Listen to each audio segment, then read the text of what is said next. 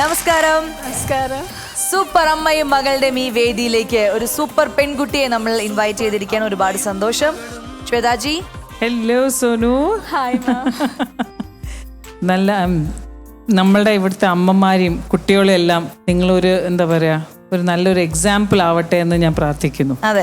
അപ്പോൾ അതായത് സോനു പറയൂ, സോനുവിന്റെ ഒരു ആഗ്രഹമായിരുന്നു സോളോ ഒരു യാത്ര അല്ലെ? ആ സ്ഥലം ഏതായിരുന്നു മനസ്സിലുണ്ടായിരുന്ന ഒരു ആഗ്രഹം? ഏറ്റവും വലിയ സ്വപ്നം എവറസ്റ്റ് ബേസ് ക്യാമ്പിലേക്ക് പോവാന്നുള്ളതായിരുന്നു. Everest base camp. ഞാൻ അവിടെ എത്തിച്ചേർന്നത് ഒരുപാട് പരിമിതികൾക്ക് ഉള്ളിൽ നിന്നുകൊണ്ടാണ്. എന്താണ് അത് സംഭവിച്ചത്?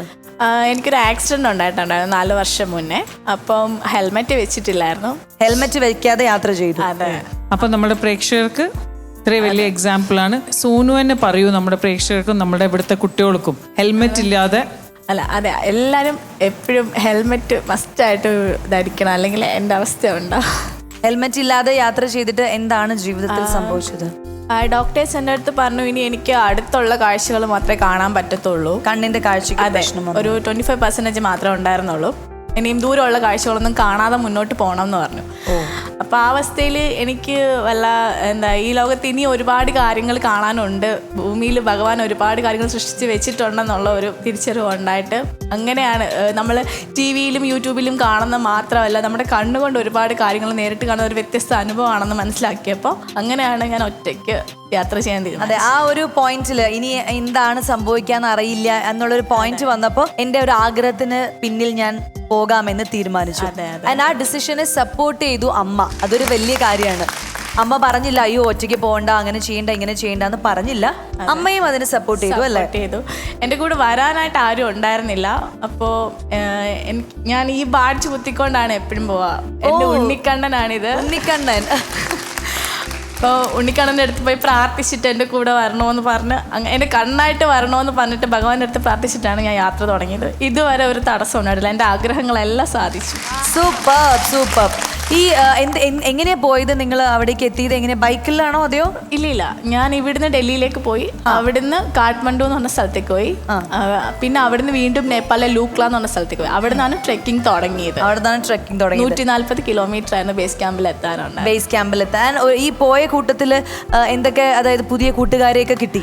എനിക്ക് ഹിന്ദി ശരിക്കും സംസാരിക്കാൻ അറിയില്ല, പക്ഷെ എൻ്റെ കൂടെ ഉണ്ടായിരുന്ന 20 പേരും നോർത്ത് ഇന്ത്യൻസ് ആയിരുന്നു. പക്ഷെ അതൊന്നും എൻ്റെ യാത്രയിൽ ഒരു തടസ്സമായിട്ട് വന്നില്ല. അവരെല്ലാം ഭയങ്കര സപ്പോർട്ടായിരുന്നു എനിക്ക്.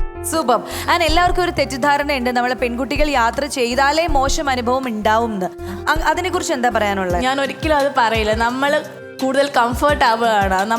നമുക്കിപ്പോൾ ഒരു പേടി ഉണ്ടെങ്കിലും അവർ സപ്പോർട്ട് ചെയ്യും. വേണ്ട, ധൈര്യമായിട്ട് വാ, ഞങ്ങളെല്ലാം കൂടെ ഉണ്ടെന്നുള്ളൊരു സപ്പോർട്ട് നമുക്ക് കിട്ടുന്നുണ്ട്. അപ്പം ഈ യാത്രയിൽ അങ്ങനെ ഒരു രീതിയിലുള്ള ബുദ്ധിമുട്ടുകൾ ഉണ്ടായില്ല, വളരെ സ്മൂത്തായി പോയി തിരിച്ചു വന്നു. ഇതുവരെ പോയി ഒരു യാത്രയിലും ഒരു ബുദ്ധിമുട്ടും എനിക്ക് ഉണ്ടായിട്ടില്ല. എല്ലാം നല്ല ആൾക്കാരായിരുന്നു. സൂപ്പർ. എന്താണ് നമ്മുടെ പ്രേക്ഷകരോട്, അതായത് ഒരുപാട് പെൺകുട്ടികൾ ഇതേപോലെ യാത്ര ചെയ്യാൻ ആഗ്രഹിക്കുന്നുണ്ട്, അവരോടും പിന്നെ ഫാമിലിയോടും അവരുടെ ഫാമിലി മെമ്പേഴ്സിനോടൊക്കെ എന്താ പറയാനുള്ളത്? എൻ്റെ അടുത്ത് ആദ്യമൊക്കെ പറയുമായിരുന്നു, ഈ ഒരു ആക്സിഡന്റ് ഉണ്ടാവുന്നതിന് മുന്നേ പറയുമായിരുന്നു, കല്യാണം കഴിച്ചതിന് ശേഷം ഭർത്താവിൻ്റെ കൂടെ മാത്രം നീ യാത്ര ചെയ്താൽ മതിയെന്ന്. ഇങ്ങനെ ഒരു സിറ്റുവേഷൻ ഉണ്ടായപ്പോഴാണ് ഓക്കെ നീ എനിക്ക് കാണാനുള്ളതെല്ലാം കണ്ടോളൂ എന്ന് പറയുന്നത്. അപ്പം വീട്ടിലുള്ളവർ പെൺമക്കളെ വിശ്വസിക്കുക, അവർക്കൊരു ധൈര്യം കൊടുക്കുക. നിന്നെ കൊണ്ട് ചെയ്യാൻ പറ്റും എന്ന് വീട്ടിലുള്ള അച്ഛനും അമ്മയും ഒരു സപ്പോർട്ട് കൊടുത്തു കഴിഞ്ഞാൽ ഉറപ്പായിട്ടും അവർക്ക് അതൊരു ആത്മവിശ്വാസമായിരിക്കും. അതായിരിക്കും ഏറ്റവും വലിയ ആത്മവിശ്വാസം അവർക്ക്. Very good, very well said, very well said. അപ്പൊ കണ്ണിന്റെ അവസ്ഥ എന്താണ്? കാഴ്ച എത്രത്തോളം? ഞാനിപ്പം ആലപ്പുഴ ജില്ല ആയുർവേദ ഹോസ്പിറ്റലിലെ അരുൺ ജി ദേവ് എന്ന് പറഞ്ഞ ഡോക്ടറിന്റെ ട്രീറ്റ്മെന്റിലാണ്. ഇപ്പം എനിക്കൊരു 70% വിഷൻ തിരിച്ച് കിട്ടിയിട്ടുണ്ട്. ഡോക്ടർ അരുൺ ജി ദേവ് അല്ലേ? ഡോക്ടറിന്റെ അടുത്താണ് ഫസ്റ്റ് എനിക്ക് എവറസ്റ്റ് കാണാൻ പോകണം എന്ന് പറഞ്ഞേ. അപ്പോൾ ഡോക്ടർ എൻ്റെ അടുത്ത് പറഞ്ഞു, നിനക്ക് കാണാനുള്ളതെല്ലാം കണ്ടിട്ട് വാ, ഫുൾ സപ്പോർട്ടായിട്ട് ഞങ്ങളെല്ലാം കൂടെ ഉണ്ടെന്ന്. ഇന്ന് നമ്മളുടെ ഈ വേദിയിൽ നമ്മളെല്ലാവരും ഡോക്ടർ അരുൺ ജി ദേവിന് വേണ്ടിയിട്ട് ഒരു വലിയൊരു thank you.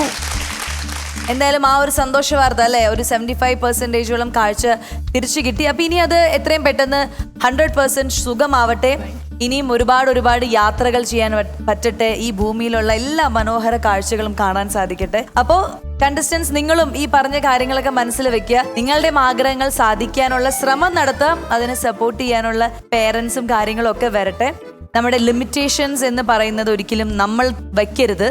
There is nothing, no limit. There's unlimited. അതാണ്. ഹാപ്പിനെസ് അൺലിമിറ്റ് എന്ന് പറയുന്ന പോലെയാണ് നമ്മുടെ ജീവിതം. അപ്പൊ എന്തായാലും ഇന്ന് നമ്മൾ നല്ലൊരു കലാകാരി അല്ലെങ്കിൽ നല്ലൊരു വ്യക്തി, നല്ലൊരു പെൺകുട്ടി, ഒരു സൂപ്പർ പെൺകുട്ടിയെ പരിചയപ്പെടുകയാണ്. അതെ, നല്ലൊരു മോട്ടിവേഷണൽ എപ്പിസോഡ് ആവട്ടെ നമ്മുടെ ഇന്നത്തെ എപ്പിസോഡ്. സോ സൂപ്പർ അമ്മയും മകളുടെയും ഈ വേദിയിൽ വന്നതിൽ ഒരുപാട് സന്തോഷം. ഇനിയും ഇതുപോലെ എന്തെങ്കിലുമൊക്കെ സംഭവങ്ങൾ വരുമ്പോൾ ഞങ്ങൾ വിളിക്കും, അപ്പോൾ വരണം. Okay, thank you Sonu. Super അമ്മയും മകളും